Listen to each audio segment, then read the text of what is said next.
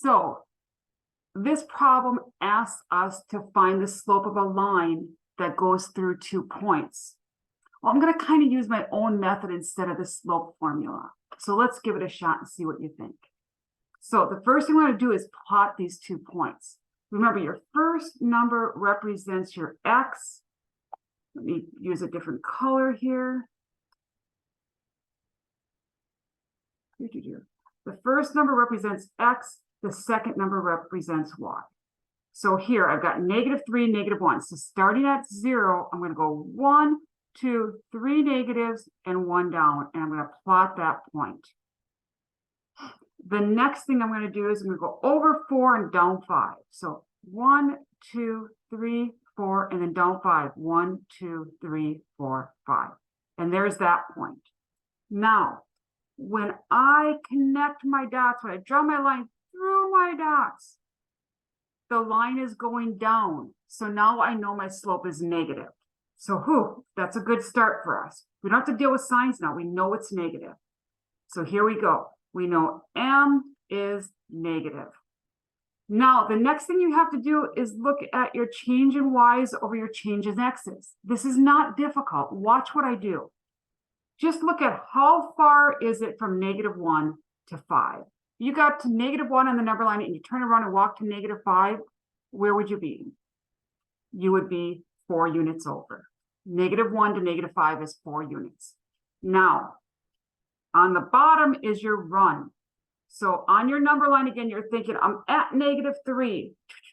I got to turn around, go past 0 and go up to 4. How many spots is that? Well, it takes 3 to get back to 0 and then 4 more. So 7. And there you have it. There's your slope.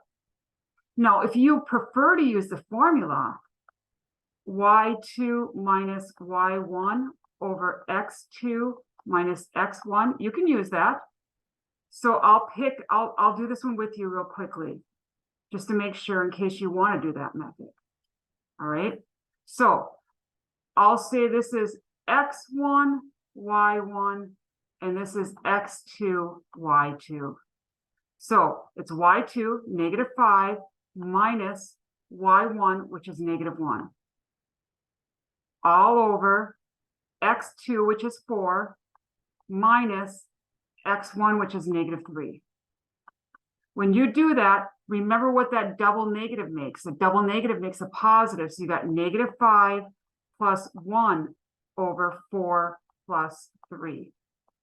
-5 plus 1 is -4. 4 plus 3 is 7. You get the same answer. Either way, I like my method better because you don't have to worry about dealing with the double negatives. I think it's less chance that you're going to make a mistake.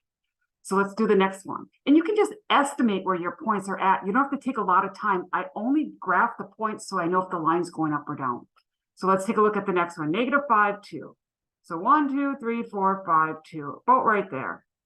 And then we got -2, 6. -2, 1, 2, 3, 4, 5. Up here, right? Somewhere up there. All right. Now, when I connect my dots, I'll know if the line's going up or down. So when I connect the dots, the line's going up. So I already know my slope is positive. So we're going to start by writing down that m is positive. And for slope, we don't even need to put the plus there. So now we just look at how far is it from 2 to 6. Remember, the y is on top. How far apart are they? Well, to go from 2 to 6, you're moving 4 units. How far is it from -5 to -2? Well, those are 3 units apart. There's your slope, 4/3. See, that's not too bad, is it? I'll do it the other method in case you prefer that.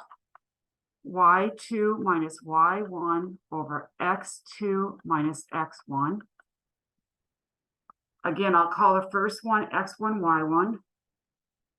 x1, y1, and this will be x2, y2. It doesn't matter as long as you keep it together. If you use y1 for the first order pair, you got to use x1 for the first order pair. All right, so now y2 minus y1. So 6 minus 2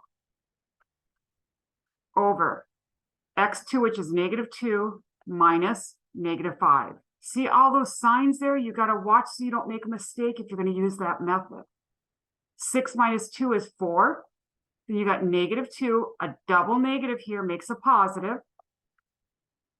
So then I got 4 on the top, and 5 take away 2 is 3. So if you prefer to use the formula for slope, that's fine. But I truly feel that if you could get used to the other method, again, when you graph the points, they don't need to be exact. So don't worry about that. All right, I hope this helped. I hope you have an awesome day. Thank you.